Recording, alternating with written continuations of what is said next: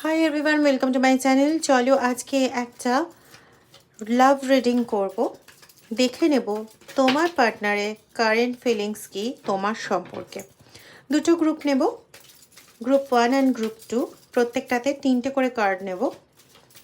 Possible সম্ভাবনাগুলো জানবো। আগে group select করো, তারপরে রিডিং হবে।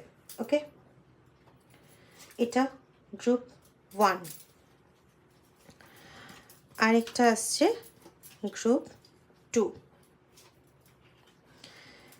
রিভার্স আসছে। ওকে, তো এটা গ্রুপ 1, এটা গ্রুপ 2। আগে সিলেক্ট করে নাও, তারপরে রিডিং হচ্ছে। যারা গ্রুপ 1 সিলেক্ট করেছো তাদের জন্য দেখে নিই একটু কী কী এসছে।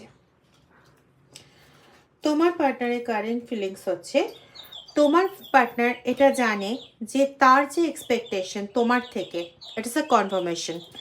তো তোমার পার্টনার এটা জানে যে তার এক্সপেকটেশন খুব হাই এবং তুমি সেগুলো ফুলফিল করতে পারবে না, এটা তার বক্তব্য। এবং সে বলতে চাইছে যে রিলেশনশিপের থেকেও তার যে ইচ্ছে, তার যে আকাঙ্ক্ষা সেটা অনেক বেশি। তাই সে তার আকাঙ্ক্ষা পূর্ণ করার জন্য, তার ইচ্ছে পূর্ণ করার জন্য সে রিলেশনশিপ থেকে বেরিয়েও যেতে পারে। এবং সে এটাও জানে যে সে তোমাকে প্রচণ্ড ভালোবাসে, কিন্তু হয়তো কখনো ঝগড়াতে সে তোমার কাছ থেকে যে কষ্টটা পেয়েছে সেই কষ্টটা সে ভুলতে চায় না। এবং সেখান থেকেই তার মধ্যে একটা জেদি ভাব শুরু হয়, যেখান থেকে সে তার সমস্ত মন, সমস্ত প্রাণ ঢেলে দেয় তার ডিজায়ার পূরণের পেছনে, তার ইচ্ছে পূরণের পেছনে। এবং সেখানে রিলেশনশিপ কোনো ম্যাটার করে না। যারা এটা সিলেক্ট করেছো তারা এই মুহূর্তে খুব সম্ভবত নো কন্ট্যাক্ট জোনে রয়েছে। এরপরে দেখে নিই আমাদের গ্রুপ 2-এ। গ্রুপ 2-এ যারা আছো তাদের এরকম ব্যাপার যে তাদের লাভ লাইফ এটা ভাবছে যে তার সোলটা তোমার সঙ্গে পুরোপুরি কানেক্টেড। সে যত দূরেই থাকুক না কেন, তুমি আর সে পুরোপুরি অবিচ্ছেদ্য অঙ্গ হিসেবে রয়েছো।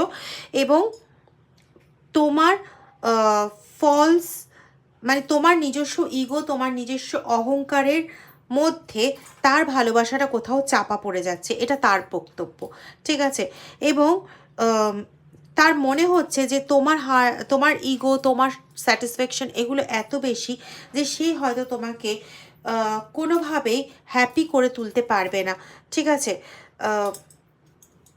কিন্তু সে তোমাকে কিন্তু হার্ট করতে চায় না, কিন্তু সে জানে যে তোমাকে হ্যাপি করতে পারবে না।